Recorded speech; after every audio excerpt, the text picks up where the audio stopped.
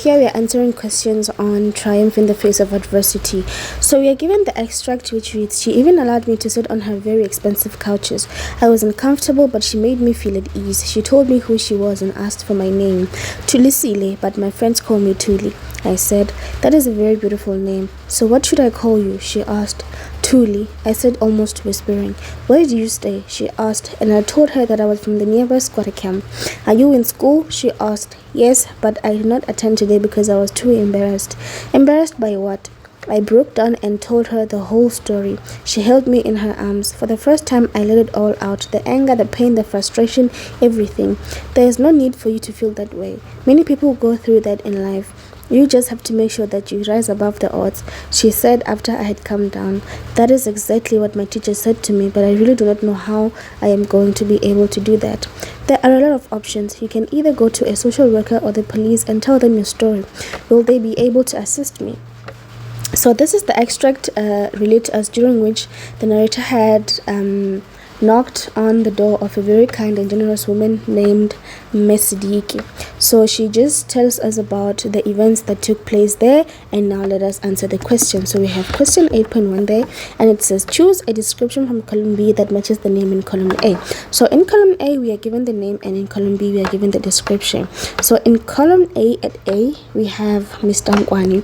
Well, Mr. Nkwani is Tulisile's teacher, so this would be D. And then at B we have Bongani. Well, Bongani is Tulisile's cousin, and then we have it at B. And then at C it says Jabulani. Jabulani is Tulisile's father, that's A. And at D we have Mr. Ratebe. Well, Mr. Ratebe is Tulisile's employer, and that would be E. And now we go to 8.2. 8.2 reads that describe the setting in this extract. Well, this is at Sidike's house. During Tulisile search for food or work,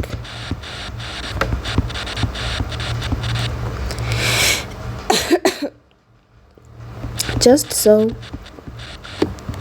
she can feed herself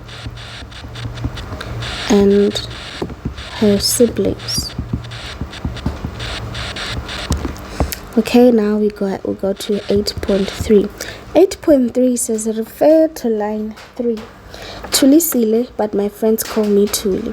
It says, choose the correct answer from those given below. Write down only the letter A to D next to the question number. It says the tone that Tulisile would use when saying these words is an A, honest, B, gloomy, C, nervous, and D, anxious. Well, this would be an honest tone. And we have B. B says, why would Tuli use this tone? So here I would say that Tulisile requires help.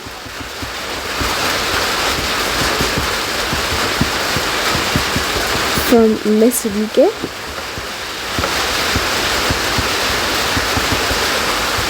So she is obliged to conduct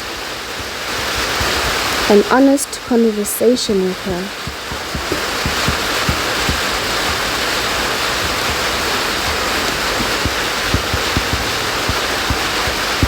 Okay, and now let us go to the next questions. We have question 8.5.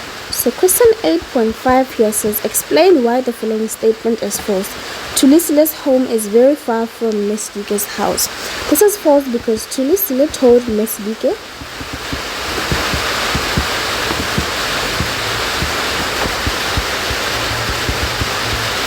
that she comes from a nearby squatter camp.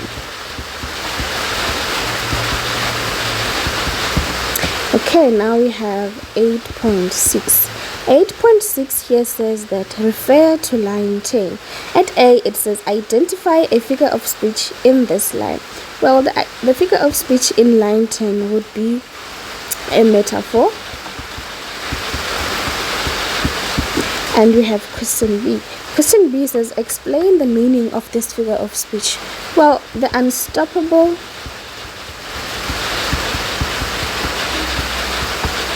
manner in which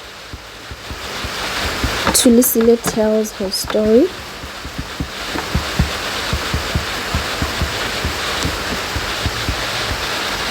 is compared to a dam wall breaking down. Okay, so we have 8.7.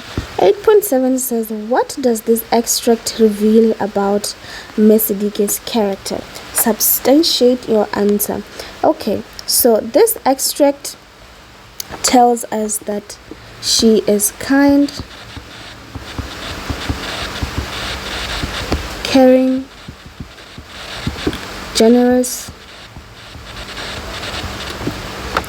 humble, or she's friendly. And it says substantiate your answer. We can here say that she accepts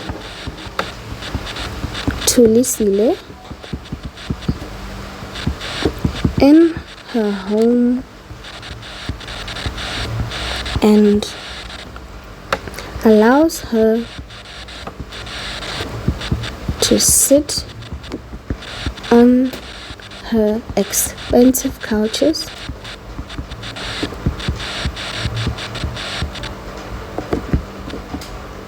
and also gave her a loaf of bread. Okay, and now we have question 8.8. It says, one of the themes in this short story is poverty. Discuss the theme in relation to this extract. Okay, so here we'll say that it is poverty that drove Thulisile to go begging for food and work. You can say that her parents are unemployed and can't afford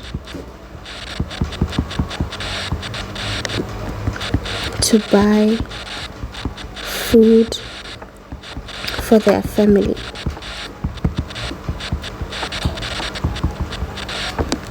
You can say that no one at the squatter camp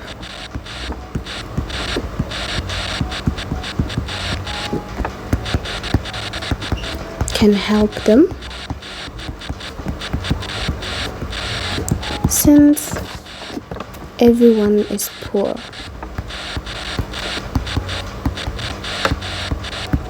You can see that Thulisile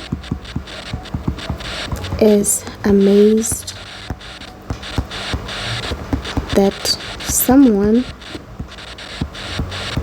specifically Mesidike,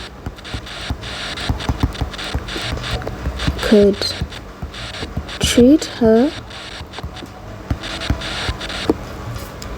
so humbly and humanly, or in a humane manner, since she is used